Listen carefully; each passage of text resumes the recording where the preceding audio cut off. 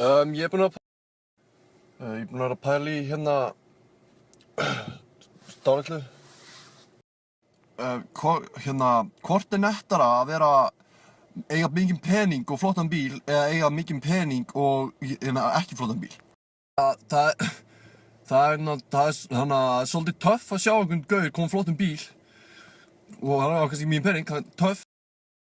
En síðan á sama skapi er líka svolítið töff að sjá einhvern á ljótum bíl en maður veit kannski hann á mikinn pening. Þá veit maður alveg að hann er ekkert að eyða peningum sínum í einhverja vitleysu eins og að kaupa sér flottan bíl sem þú getur alveg keypt bíl á 300 skall sem er bara fínn. Það er samt bara svona smá pæling sem ég er búinn að vera að pæla í. Ég var að fá mig Subway núna á N1 og ég var að horfa á bílana. Ég fór svona spá.